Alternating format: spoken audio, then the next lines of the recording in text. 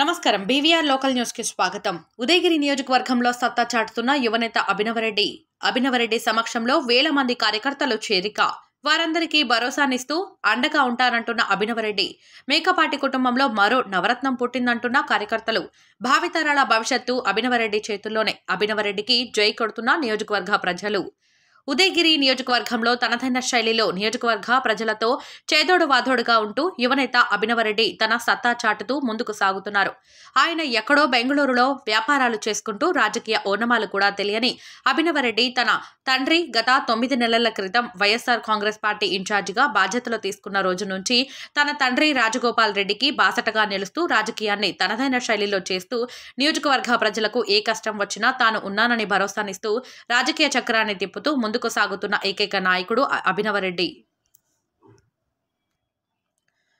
అభినవరెడ్డి మాట అంటేనే కార్యకర్తల గుండెల్లో అభిమానం వెల్లువిరుస్తుంది. ఉదయగిరి నియోజకవర్గంలో మేకపాటి రాజగోపాల్ రెడ్డికి వైఎస్ఆర్ కాంగ్రెస్ పార్టీ ఎమ్మెల్యే అభ్యర్థిగా ముఖ్యమంత్రి వైఎస్ జగన్మోహన్ రెడ్డి అవకాశం కల్పించాలని అప్పటి నుంచి యువనేత అభినవరెడ్డి నియోజకవర్గంలో తిరుగుతూ తనదైన శైలిలో రాజకీయ చక్రాన్ని సైతం తిప్పుతూ తెలుగుదేశం పార్టీ కార్యకర్తలకు మారుస్తూ వేల మంది తెలుగుదేశం పార్టీ కార్యకర్తలను పార్టీలోకి చేర్చుకొని వారందరికీ భరోసానిస్తూ అభినవరెడ్డి ముందుకు సాగుతున్నారు. మేకపాటి కుటుంబంలో యువనేతగా పేరు తెచ్చుకున్న దివంగత మంత్రి మేకపాటి గౌతమ్ రెడ్డి తర్వాత అంతటి పేరు తెచ్చుకున్న నేత మేకపాటి అభినవరెడ్డి అని ఉదయగిరి నియోజకవర్గంలో తెలుగుదేశం పార్టీ కార్యకర్తలు సైతం మెచ్చుకునే విధంగా నియోజకవర్గంలో రాజకీయ చక్రం తిప్పుతున్నారని చర్చించుకుంటున్నారు. ఏ కష్టం వచ్చినా అభినవరెడ్డి దృష్టికి తీసుకెళ్లిన వెంటనే వారి తలుపు తట్టి మరీ ఆ కష్టాన్ని తీరుస్తూ ఆ కుటుంబానికి అండగా నిలుస్తున్నారని పలువురు చర్చించుకుంటున్నారు. భావితరాల భవిష్యత్తు కోసం మేకపాటి అభినవరెడ్డి రానున్న రోజుల్లో ఉదయ్ అనే ట్రస్టును ఏర్పాటు చేసి ఆ ట్రస్టు ద్వారా నియోజకవర్గంలోని ప్రజల కోసం ప్రతి ఏడాది 2 కోట్ల రూపాయలు సొంత నిధులను వెచ్చించి నియోజకవర్గంలో విద్య, వైద్యం, నిరుద్యోగ సమస్య లేకుండా తీర్చిదిద్దేందుకు అభినవరెడ్డి బృహత్తర నిర్ణయం తీసుకున్నారని, అటువంటి నాయకునికి చేదోడు వాదోడుగా నిలిచేందుకు నియోజకవర్గంలోని ప్రజలు ఒక్కటై తన తండ్రి మేకపాటి రాజగోపాల్ రెడ్డికి అండగా నిలుస్తున్నారు.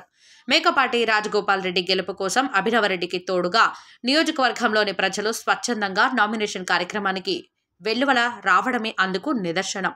ఏది ఏమైనానో మేకపాటి అభినవరెడ్డి మాటే శాసనంగా నియోజకవర్గంలోని వైఎస్ఆర్ కాంగ్రెస్ పార్టీ నాయకులు, కార్యకర్తలు ఉంటూ ముందుకు సాగుతున్నారు.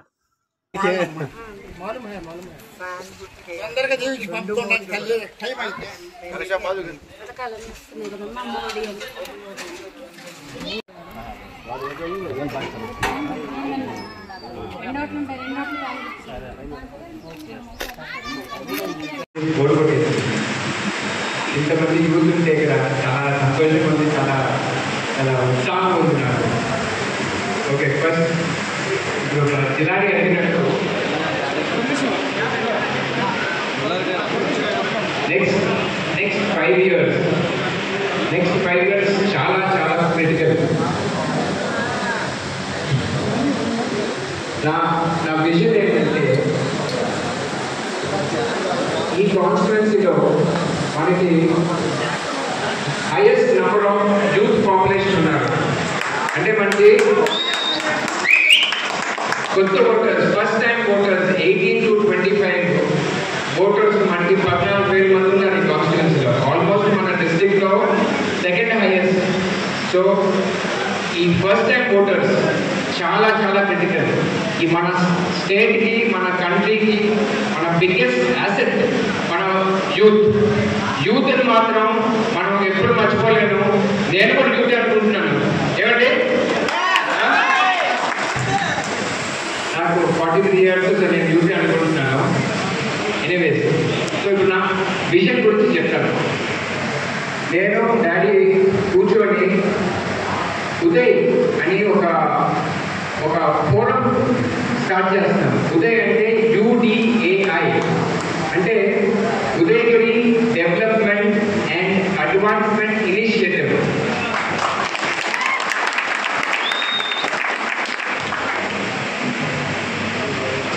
So Udayagiri development and advancement initiative, దాన్ని ఉదయ్ అంటున్నాం మనం.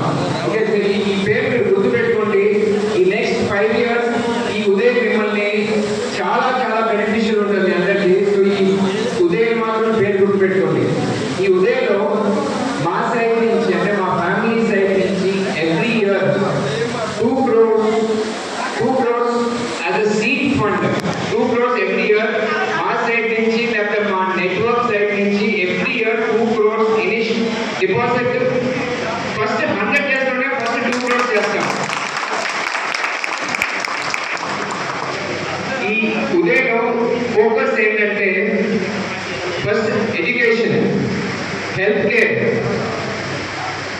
agriculture, infrastructure and job creation.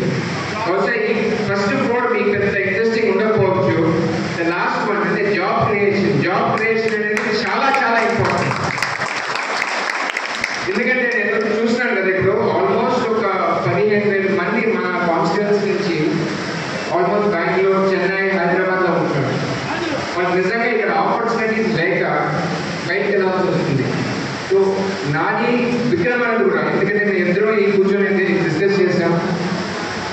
ఆత్మకూరుకి ఉదయగిరికి కలిసి అట్లీస్ట్ ఒక్క పెద్ద మెగా ఫ్యాక్టరీ తీసుకున్నామని అది 100% మేము తీసుకుని వస్తాం. దాంట్లో ఏ మాత్రం డౌట్ లేదు. ఇంకోటి ఏంటంటే ఉదయగిరి మనకి తెలుసో తెలియకో చాలా స్ట్రాటజిక్గా లొకేట్ అయింది. అంటే ఎలా అంటారు, అటు NH5కి ఇటు కొత్త బెంగళూరు విజయవాడ ఎక్స్ప్రెస్ వేకి మధ్యలో ఉండేది మన కాన్స్టిట్యుయెన్సీ. ఇది కాకుండా కావల్ నుంచి సీతారాంపురంకి ఒక హైవే, తర్వాత ఇటు మైదుకూరు నుంచి కృష్ణపట్నం పోర్ట్కి ఒక హైవే. సో మన కాన్స్టిట్యుయెన్సీ ఈ 4 హైవేస్ మధ్యలో ఉంది కాన్స్టిట్యుయెన్సీ. మన రోడ్ నెట్వర్క్ ఉంటే మనకు కావాల్సినంత ఇండస్ట్రీస్ మనల్ని ఎత్తుకొని వస్తే మనం వెళ్ళాల్సిన అవసరం లేదు. సో నేను చెప్పేది ఏంటంటే ఉదయ్ అనేది ఫస్ట్ మాత్రం నేను చెప్పినట్టు ఫస్ట్ 100 daysలో initial seed investment of 2 crores మా సైడ్ నుంచి లేకపోతే మా నెట్వర్క్ సైడ్ నుంచి పెడతాము. తర్వాత ఎవ్రీ ఇయర్ ఉన్న మా సోషల్ సర్కిల్స్లో కానీ మా ఫ్రెండ్స్ ఫ్యామిలీస్లో కానీ ఈ ఎవ్రీ ఇయర్ దాన్ని అది పెరుగుతూనే ఉంటుంది. జాబ్ క్రియేషన్ అనేది మోస్ట్ ఇంపార్టెంట్.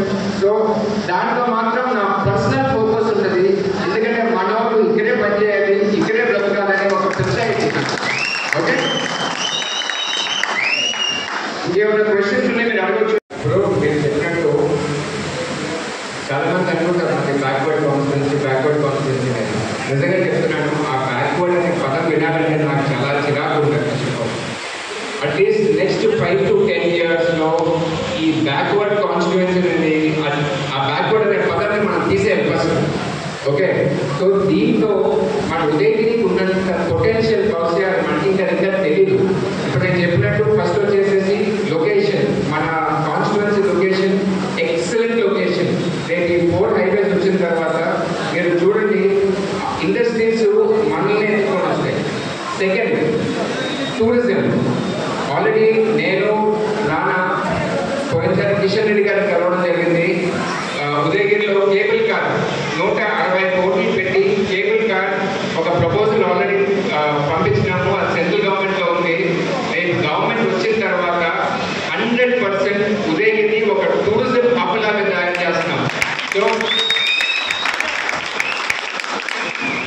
సో ఒక టూరిజం హబ్, ఒక ఇండస్ట్రీస్, ఈ 2 వస్తే మాత్రం ఇది సరైన కాంబినేషన్ నా లెక్క ప్రకారం.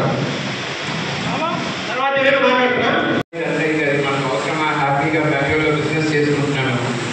9 months తర్వాత ఇప్పుడు నేను చాలా గట్టిగా చెప్తాను, కాన్స్టిట్యుయెన్సీ నేను బిజినెస్